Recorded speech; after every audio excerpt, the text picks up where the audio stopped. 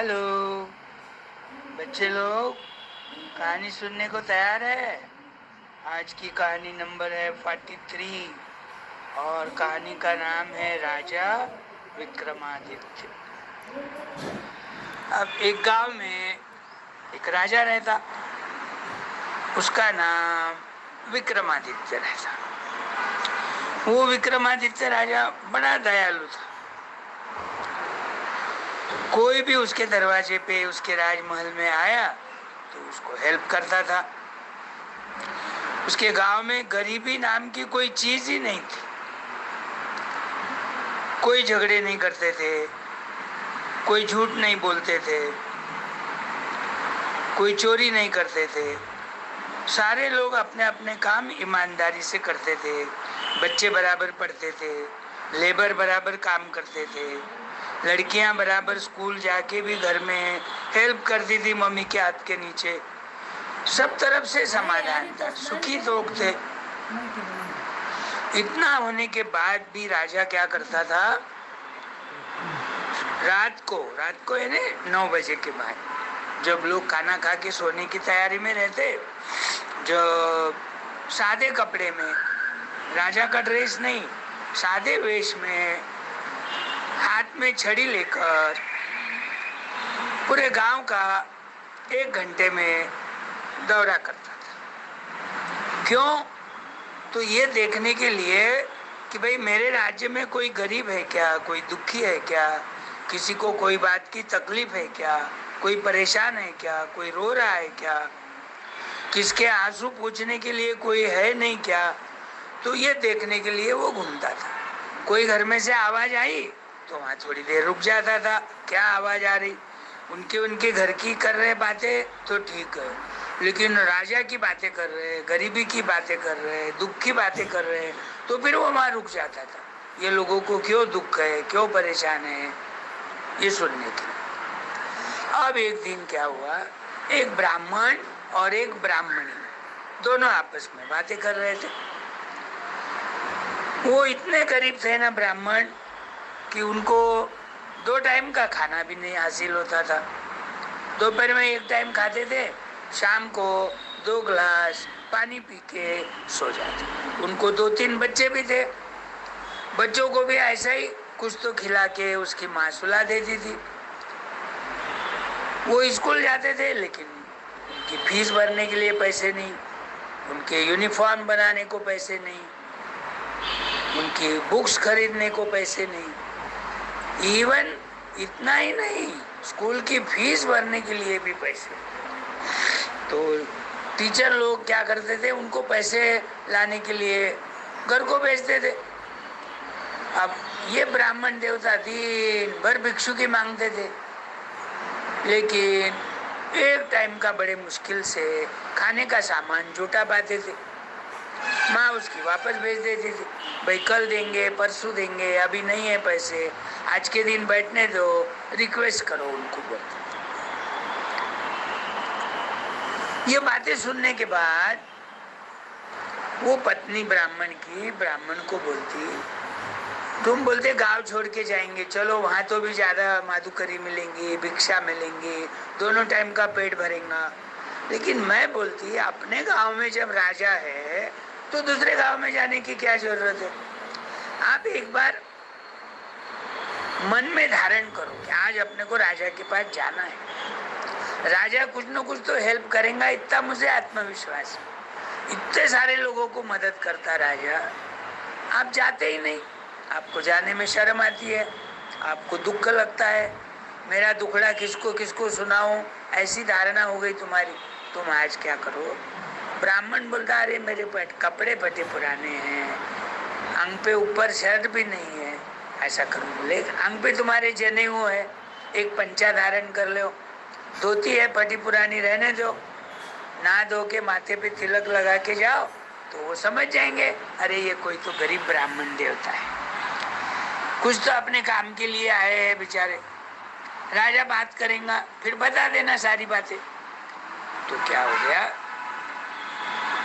गया थोड़ा नहा धो के तैयार होके, मन तो नहीं था उसका पर अनमने मन से गया। पत्नी का फोर्स है भाई, जाओ एक बार अपना दुखड़ा राजा को बताओ, कुछ न कुछ तो जरूर हेल्प मिलेंगी, ये मुझे बड़ी आशा है।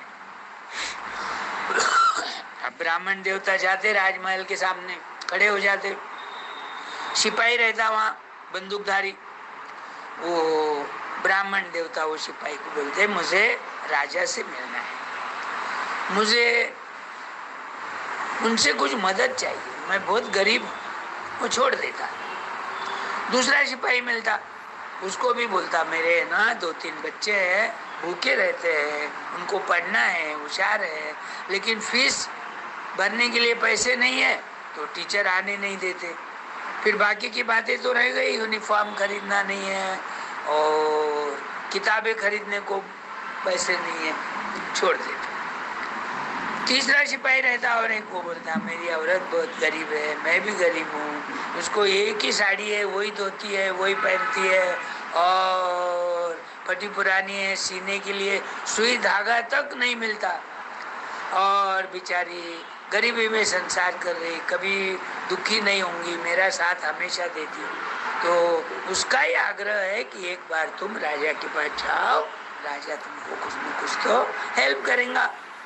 फिर वो सिपाही का भी मन थोड़ा ये हो जाता, अरे अंदर तक ले जाके छोड़ता, जहाँ राजा बैठते नमस्ते करके सिपाही लौट जाता और ब्राह्मण देवता दोनों हाथ जोड़ के सिर झुका के नम्रता से उनको प्रणाम करते।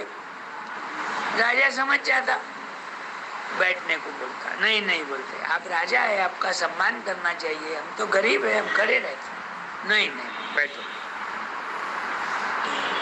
क्या बात है बताओ। तो ब्राह्मण बोलता मैं बहुत दरिद्र हूँ, मेरे जैसा दरिद्री ये राज्य में कोई नहीं, मैं आज तक नहीं आया, जैसा है वैसा ही काम ढकाता रहा, आज मेरी पत्नी ने मुझे जाने के लिए मजबूर किया आपको मिलने के लिए। जाइए आप एक बार राजा से मिलिए और कुछ न कुछ तो राजा जरूर हेल्प करेंगे, इतना मुझे आत्मविश्वास है, इसलिए मैं आया। तो राजा ऐसा डायरेक्ट पैसे नहीं देता था हाथ में, कम ज्यादा वो गिनेगा, पैसे नीचे गिरेंगे, उसके मुंह पे चेहरे पे हंसी आएंगी, किसके पैसे कम मिले तो दुखड़ा दिखेगा बोल के वो क्या करता था, कोई न कोई गुप्त तरीके से मदद करता था। अब वो क्या करा, एक लौकी थी उसके पास हरी हरी ताजी ताजी, उसको आधे में से काटा, काटने के बाद दोनों तरफ से थोड़े थोड़े बीज निकाल के जगह कर दिया और उसमें 5 कीमती हीरे भर दिए और वो लौकी को वापस जैसा है वैसा चिपका दिया, समझो कोई सोल्यूशन होगा उसके पास, ताकि वो यहाँ के यहाँ खोल के न देख सके, घर तक तो भी वो ले जा सके। अब वो लाके लौकी देता उसके हाथ में, मन में से तो बड़ा नाराज हो जाता, फिर भी अब राजा ने दिया है लेना तो पड़ेगा, मैं नहीं ले सकता बोलता, ऐसा तो बोलना नहीं आता, गिफ्ट है ना, हेल्प है ना, वो तो फूल ना फूल की पंखड़ी, जिसकी भी जैसी इच्छा है वैसी मदद करेगा। तो फिर रास्ते में सोचता निकलता नमस्ते करके, बोला था मैं पत्नी को मुझे मत भेजो राजा के पास, राजा ज्यादा हेल्प नहीं करेगा, कर करके क्या दिया, पोपड़ा दिया, लौकी दिया। अब ये लौकी का क्या करूंगा, मैं क्या करता, गांव में से जाते ही एक दुकानदार को इसको बेच देता, मन में सोच रहा कम से कम 10-20 रुपए आएंगे तो आज का आटा, दाल, चावल, थोड़ा बहुत दूध, ऐसा एक दिन एक टाइम का तो प्रबंध हो जाएगा, बच्चे खुश हो जाएंगे पेट भर के खाना खा के। रोज शाम को भूखे ही सोना पड़ता था उनको। एक दुकानदार के पास गया, बोले दुकानदार जी मेरे पास है ना एक ताजा आज खरीदा, आज लाया हुआ एक भोपड़ा है जिसे आप लौकी कहते हैं, ये लौकी की आप सब्जी बनाने के लिए मैं इसको बेचना चाहता हूँ। वो दुकानदार सोचता चलो आज मुझे सब्जी मंडी जाना ही था, सब्जी मंडी दूर है, रिमझिम बारिश आ रही, गए तो दुकान बंद करना पड़ता, दुकान बंद करे तो ग्राहक नहीं आता, आके भी चले जाएगा। खुशी खुशी से उसको 20 रुपए देता, ये भी खुश हो जाता, दुकानदार भी खुश हो जाता। ब्राह्मण देवता चले जाते घर को। इधर अपने पत्नी को वो अंदर, बाहर दुकान था, अंदर घर था। देखो आज मैंने लौकी की सब्जी बनाने के लिए लौकी लाया, एक ब्राह्मण देवता थे, उन्होंने देखे गए, मैंने उसको 20 रुपए दे दिया। खुश हो गया बेचारा। अब ब्राह्मणी भी खुश हो गई, चलो आज सब्जी तो लाने की जरूरत नहीं पड़ी। अब जब सब्जी बनाना था उसने आधे में से काटा कद्दू, आधे में से काटते ही वो 5 जो हीरे भरे थे, मोती भरे थे, कौन? राजा ने। वो सारे नीचे गिर गए, आवाज आ गई, रानी की आंखें देखते ही रह गई। अरे ये क्या चमत्कार हो गया, कद्दू में से हीरे, और इतने कीमती, इतने चमक रहे कि उसके आंखें भी ये हो रही, देखने को तरस रही। फिर दुकान में आके बोलती, वो जी सुनो जी, आज क्या चमत्कार हुआ बताओ। दुकानदार बोलता, बताओ बताओ रानी बताओ। तो वो जो आपने भोपड़ा दिया ना, आज मुझे साग बनाना था तो मैंने आधे में से काटा, आधे में से काटते ही उसमें से 5 हीरे निकले, बताओ कहाँ है? देखता हूँ। वो दुकानदार और उसकी पत्नी बहुत ईमानदार है, इतने ईमानदारी से काम करते थे कि दुनिया में कोई विरला ही होगा ईमानदारी से काम करना। नहीं तो आज 5 हीरे मिलने के बाद कौन छोड़ता, रख देगा दबा के। ब्राह्मण को मालूम भी पड़ा, आने के बाद बोलेंगे उसमें तो निकले नहीं, लेकिन वो इतने ईमानदार थे। दुकानदार बोला, अब भी मैं दुकान बंद कर देता हूँ, तुम भी अच्छी साड़ी पहन लो, चलो। वो ब्राह्मण गली में ही रहते होंगे, ब्राह्मण देवता है तो। दोनों निकले, वो भोपड़े में हीरे डाल दिए, जुड़ा दिए। और ये जो माधुकरी मांगने वाले यहाँ ब्राह्मण रहते हैं, उनका घर का पता मिलेगा क्या हमको? एक जने को पूछता, वो बोलता, अरे वो हनुमान जी का मंदिर है ना, उसके बाजू में ही उनकी झोपड़ी वजह घर है उनका, वहीं रहते हैं बेचारे, बहुत गरीब है, भिक्षा मांगते हैं, हम थोड़ी बहुत देते हैं, कभी कोई देता कोई नहीं देता, पर कभी दुखी नहीं होंगे, कभी रोनी सूरत नहीं रहेंगे, हमेशा हंसमुख रहेंगे। उनके बच्चे भी है, बच्चे भी बेचारे परेशान। हाँ, हम उनको ही मिलने के लिए आए। ये कद्दू है ना, आज उनको सब्जी बनाने के लिए देने के लिए आए हम। अब जाते ब्राह्मण देवता यहाँ रहते क्या, नाम तो नहीं मालूम। वो जो भिक्षा मांगने वाले ब्राह्मण हैं, जिन्होंने हमको अभी वो लौकी लाके दिया, हमारा छोटा सा दुकान है, तो वो कहाँ रहते? हाँ घर में ही है बोले। वो पत्नी ने बताया, अंदर है, मैं बुलाती हूँ। वो जी बोले, देखो आपको मिलने के लिए कौन आए। तो देखते ही पहचान लेता वो, अरे ये तो दुकानदार जी है। क्या हुआ? मन में घबराता कि मैंने तो इनको लौकी दिया, उन्होंने 20 रुपए दिए, सौदा खत्म हो गया, फिर क्यों आए, फिर वापस लाए कद्दू। खराब निकला क्या? अंदर से सब्जी नहीं बन सकती इसलिए आए क्या? अब 20 रुपए का तो अपन सामान ला लिए थोड़ा थोड़ा, अब 20 रुपए मांगे तो कैसा देंगे? लेकिन इसके हुआ विपरीत। वो ब्राह्मण, वो दुकानदार ने और उनके पत्नी ने कहा, ब्राह्मण देवता, ये जो राजा ने तुमको कद्दू दिया ना, मैं जब सब्जी बनाने को बैठी, इसको काटा आधे में से, उसमें से 5 हीरे निकले। वो हीरे आपके हैं, हमको नहीं होना, राजा ने आपको हेल्प करने के लिए दिया है। तो ब्राह्मण देवता खुश हो जाते, उसकी आंखें चमकने लग जाती, चेहरे पे हंसी आ जाती, उसके उपकार मानता। दुकानदार जी, आपका कितना उपकार हो गया, ये जमाने में भी आप इतने ईमानदार है, लेकिन किसी को 10 रुपए भी मिल गए रोड पे, वो ले लेते, मेरे है बोलेंगे, क्योंकि उस पे नाम तो नहीं रहता। आपने इतनी ईमानदारी बताया, आपका उपकार मैं जन्म जन्म तक नहीं भूलूंगा। तो थैंक यू बोल के वो दोनों चले जाते और ये घर में आ जाता। पत्नी बोलती, देखो मैंने बोला था ना, राजा आपको जरूर हेल्प करेगा। कितने नाराज हो गए थे आप, भोपड़ा दिया बोल के। मैं तो खुश थी क्योंकि उसके 20 रुपए मिल गए। चलो आज का तो खाने पीने का प्रबंध हो गया, बच्चे भी खुश हो जाएंगे। लेकिन अपनी अभी तो सालों गिनती अपनी खुशी रहेंगी इसकी वजह से। वो भी दुकानदार ईमानदार निकला बोलकर। राजा ने तो दिया गुप्त दान, लेकिन आपने वो कद्दू समझ के रास्ते में बेच दिया। सीधा घर को लेके आते हैं तो तुरंत अपने को हीरे दिख जाते, लेकिन वो दुकानदार कितना ईमानदार, उसने लाके दिया। इसलिए उसका भी आभार, राजा का भी आभार। अब बच्चों को जैसा आपको शिक्षा देना है, यूनिफॉर्म बनाना है और तुम्हारे किताबें लाना है, फीस भरना है, सब बकाया क्लियर कर दो। अपने घर में भी अच्छा सामान थोड़ा थोड़ा करके लाएंगे। एक एक हीरा अपन बाजार में जाके बेचेंगे। सोनार लोग तो इसकी परीक्षा करते हैं, जो ज्यादा कीमत देगा उसको अपन देंगे। और पैसे बैंक में रखो, एक नया खाता खोलो, थोड़े थोड़े निकालते जाएंगे। नहीं तो अपने झोपड़ी में तो कोई भी चोरी कर सकता है, एक बार मालूम हुआ तो। और एक होना तो एक लॉकर भी खोल दो, 100-200 महीने को फीस रहेंगी, वो लॉकर में हीरे रहेंगे। घर तो अपना कैसा है, लात मारे तो दरवाजा टूट जाता, ऐसा तो घर है। और ये आज न कल किसी को न किसी को गांव में समझ में ही आ जाएगा, क्योंकि अपन थोड़े ठीक ढंग से रहना शुरू करेंगे। हाँ, तेरी भी बात सही है, तेरी बात मानना पड़ता है। मैं राजा के पास नहीं जाता तो आज अपने को ये नहीं मिलता। मैं दुकानदार को ये भोपड़ा नहीं बेचता तो आज अपने को ये नहीं मिलता। और ये सारी करामात कैसे, तेरी वजह से।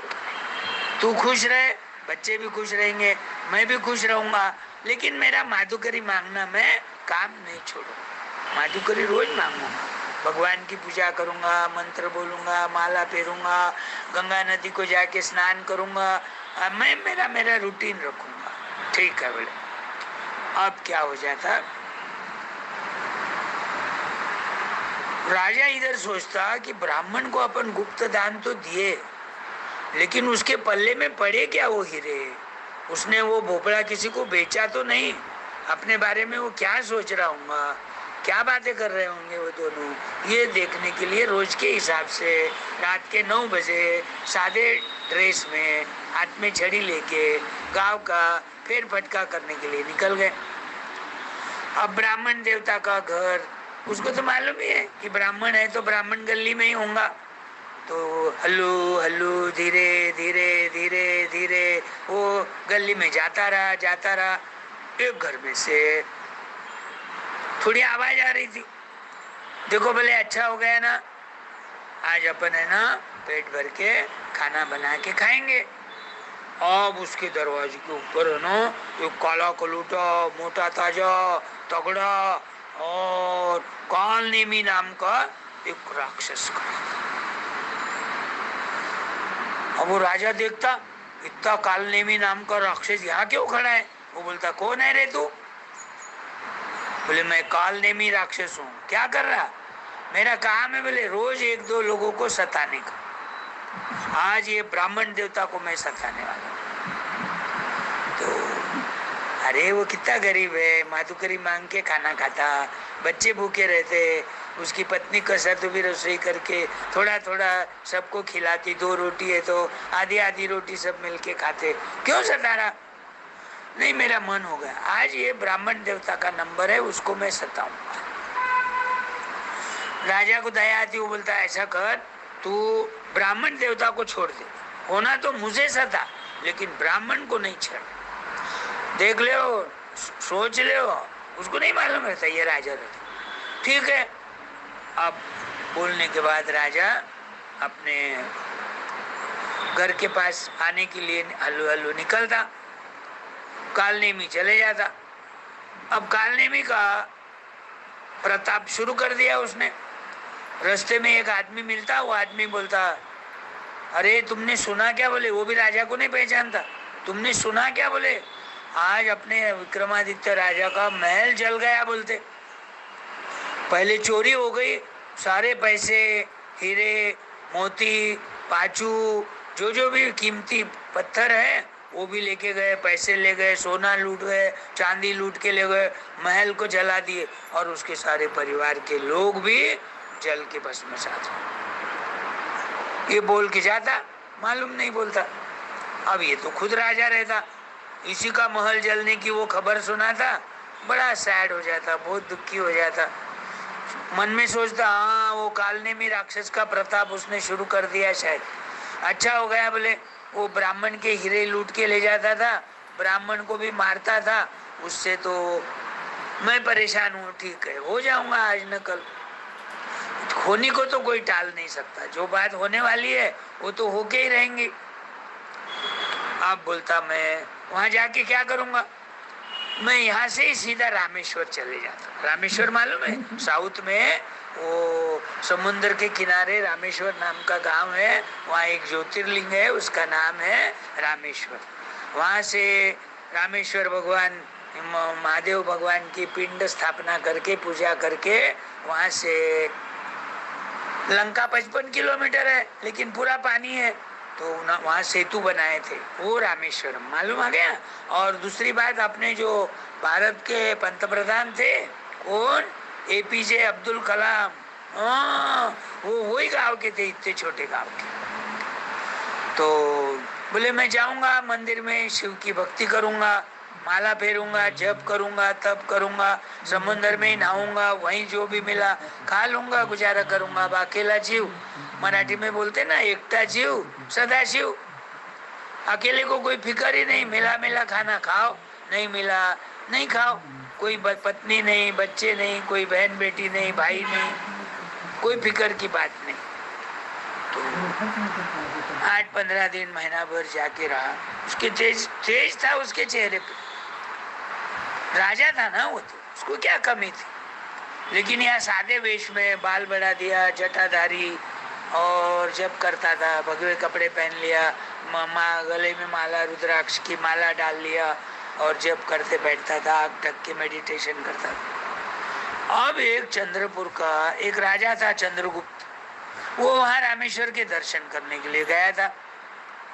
वो सारे देखता, सारे ऋषि मुनि अलग है, लेकिन ये इसकी उम्र भी कम है और कितना तेज है चेहरे पे, ये क्यों साधु मुनि बनाऊंगा। 2-3 दिन सोचता, एक दिन उसका मन रहा नहीं जाता, तो वो बोलता, पहचान हो जाती। पहचान होने के बाद बोलता, आप कहाँ के हैं, कौन है। ऋषि मुनि तो लगते नहीं, आपकी उम्र भी कम है, चेहरे पे कितना तेज है, आप ये उम्र में भगवान की भक्ति कर रहे, इसका राज क्या है। मैं चंद्रपुर का राजा हूँ, मेरा नाम चंद्रगुप्त है। अब राजा बोलने के बाद ये भी विक्रमादित्य राजा था, वो भी चंद्रगुप्त राजा, दोस्ती हो गई। उसने सारी कहानी उसको सुनाई। अब सारी कहानी सुनने के बाद चंद्रगुप्त राजा भी थोड़ा सैड हो गया। देखो बोले, कहाँ राजा और कहाँ रंक हो गया। परिस्थिति बदलने को टाइम नहीं लगती। ये किसका प्रताप है, बोले ये प्रताप वो कालनेमी राक्षस का है। तो 2 दिन रहने के बाद वो चंद्रगुप्त बोलता, समुद्रगुप्त अपना विक्रमादित्य जी, आप है ना मेरे गांव आइए, मेरा महल है, वहां रहिए, नहीं तो भी आपके परिवार के सारे जलकर भस्मसात हो गए हैं, आप इतने दुखी है, तो मिलके रहेंगे, मुझे भी अच्छा लगेगा। तो तैयार हो जाते। अब दोनों चंद्रपुर आ जाते। चंद्रपुर आने के बाद 7-8 दिन तक तो अच्छे रहते। अब एक दिन क्या हो जाता, वो चंद्रगुप्त की रानी है ना, नहाने को जाती। अच्छा, नहाने के पहले क्या करती थी वो अपने गले में का मोतियों का हार बाहर खिल्ले को लटकाती थी, और नहा के आने के बाद वापस पहन लेती थी। उस दिन क्या हो गया, जब वो हार लटकाया तो राजा इधर उधर कहाँ बैठा होगा, तो एक हंस पक्षी आया। हंस पक्षी तो मोती खाता और प्योर दूध पीता। दूध में कितना ही पानी मिलाओ, वो सिर्फ दूध सक करेगा, उसकी खासियत है। इसके लिए तो फेमस है वो हंस पक्षी, और खाने के लिए उसको मोती होना, मोती किसी का नहीं खाता कुछ। तो राजा के ना ध्यान में आ गया, उसने उसको उड़ाने की कोशिश की, लेकिन वो उड़ा नहीं, फटाफट फटाफट फटाफट मोती खा लिया, उड़ के चले गया। अब राजा सोचता, रानी आएंगी और मेरा हार कहाँ है बोलेंगी, और मैं तो यहीं बैठा हूँ बैठक में, मेरे पर चोरी का हार आ जाएगा। राजा चंद्रगुप्त राजा मेरे को चोर समझेगा, पहले ही दरिद्री है, भिखारी है, कैसा तो भी लेके आया मैं इसको घर को, तो इसने मेरे ही घर की चोरी कर दी। तो वो बोलता नहीं, हकीकत बोले तो उसको समझेगा ये तो झूठ मूठ कहानी, मन से कहानी जोड़ के बता रहा। चुप बैठता। रानी आती, मेरा हार कहाँ गया, मेरा हार कहाँ गया। अब वहाँ 2-3 उनके नौकर काम साफ सफाई कर रहे थे और मैं बैठा था। अब नौकरों पे तो उसका विश्वास था, जो सालों गिनती से काम करते थे वो, उन्होंने कभी चुरा के लिया उनकी नौकरी जाती, बाल बच्चे उनके भूखे मर जाते थोड़े से के लिए। राजा को पूछता, विक्रमादित्य जी आपने यहाँ मोतियों का हार लटकाया था, देखा क्या? अब वो पूछने के बाद बोलता, देखो चंद्रगुप्त जी मैं सही सही बता रहा हूँ, एक हंस पक्षी आया और उसने मोती खा लिया, मैं बहुत कोशिश किया उसको उड़ाने की, उड़ा नहीं, तो वो हंस पक्षी ने मोती खा। इसको चंद्रगुप्त को झूठ लगता, ऐसा हो ही नहीं सकता, भले एक आधा मोती खाएगा, 2 मोती खाएगा, 5 मोती खाएगा, 108 मोती की माला थी, ऐसा कैसे? उसको शक आ जाता, मन में सोचता ये नहीं तो भी दरिद्री है, चलो अपने को इतना ही चुरा लिए तो काम में आएगा बोलकर लिया होगा। वो क्या करता, चंद्रगुप्त को बोलता, सो चंद्रगुप्त विक्रमादित्य को बोलता, आप कल से मेरे पास नहीं रहे, आप चले जाइए।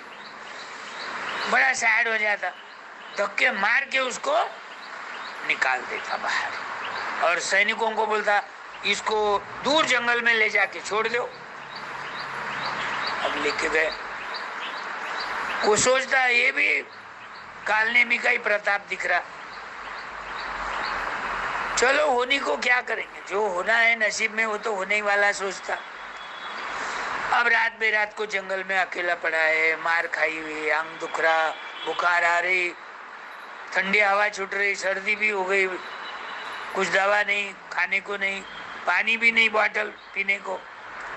अब उधर से वो गांव का एक व्यापारी आ रहा था, व्यापारी लोग तो कभी भी घूमते रहते, रात बेरात को अपने काम से उनका चालू रहता। वो देखता, अरे आदमी तो अच्छे घर का दिख रहा, जंगल में यहाँ अकेला कैसा पड़ा, और उसको दर्द हो रहा, उसकी आवाज आ रही, कौन मारा क्या इसको, गिर गया क्या, क्या हुआ? नजीक आता, पूछता, चौकसी करने के बाद वो सारी कहानी बताता। अब आज तक की कहानी बताने के बाद उसका थोड़ा दिल पिघल जाता, बोला ऐसा करो, बोले विक्रमादित्य जी आप मेरे घर चलो, मैं व्यापारी हूँ, तेल का व्यापार है मेरा, 2-4 दिन 8 दिन आपको जब तक रहना है रहो, कोई आपको कुछ नहीं बोलेगा। अब राजा चले जाता, चलो कोशिश करते ही, इसके बाद जाकर भी जाते दोनों मिलके, जाने के बाद खाना वाना खा लेते, रसोई बनाई हुई थी, उसकी पत्नी रास्ता ही देख रही थी, सो जाते। 2-4 दिन 8 दिन चले जाते।